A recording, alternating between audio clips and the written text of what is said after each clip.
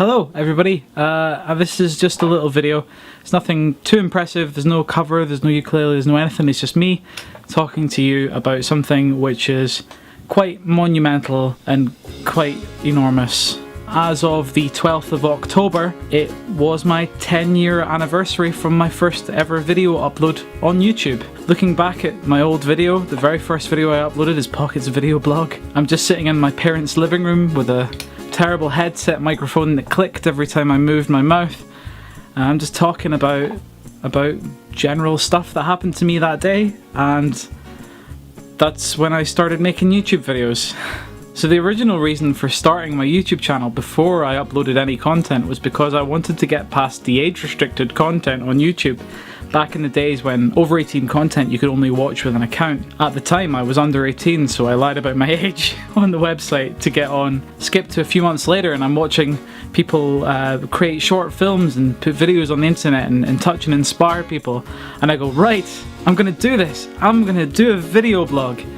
And it's not very good, and I realised just how difficult it is to do video blogs here on YouTube. Skip ahead a year or two, and I want to desperately become a short filmmaker. I've begged, borrowed and possibly stolen some gear just to try and get my content made, to get stuff created. I'd borrow cameras from friends, I'd write terrible scripts. One of my first ever films, The Random Adventures of Groening Co. apparently, is here on YouTube. It's still here. It's a 40-minute long epic tale of terrible sound quality and crap directing with even worse writing.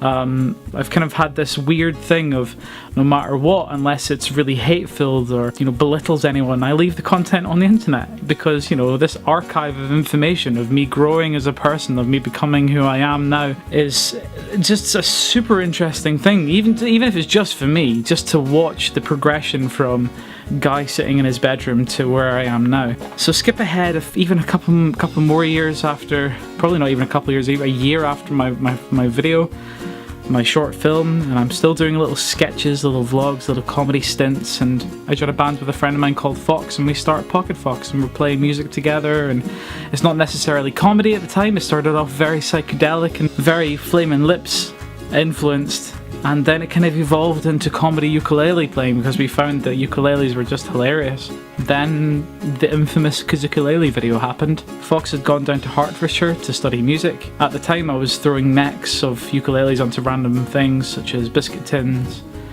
art boxes, and then we had this piano that was given to me by my auntie, and I threw it together and put the video online and went to sleep.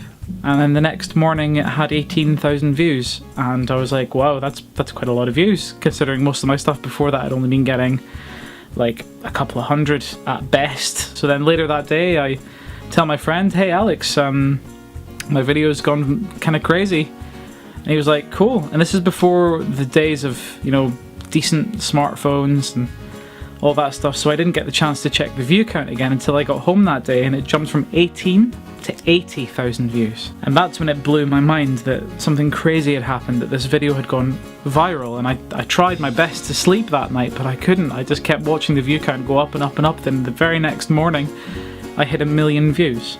So in 24 hours the video got 1 million views, and from there it just kept going. I thought to myself, well, this is a really great starting point, this is a great platform, a great launch pad for me to create material. So what I did was I continued to imitate my favourite YouTubers, people such as The Gradual Report, Blunty, SXE Phil when he was known as that at the time, not the Phil DeFranco show. And that's not really what people wanted to see. They wanted to see the ukulele covers, so eventually I caught on to that and started doing ukulele covers with my friends, and eventually formed and morphed over the years, still doing sketches, comedy, vlogs, but also involving the ukulele a lot more than before, when all of a sudden I'm headhunted by an orchestra, a ukulele orchestra, who then ask me to play ukulele in their orchestra. Suddenly I'm becoming an actual musician who plays the ukulele, who does what they love for a living. And now I'm sitting at around 10.5 million views on my whole channel, just under 15,000 subscribers on my channel, and I have a studio space which I'm making these wonderful videos in.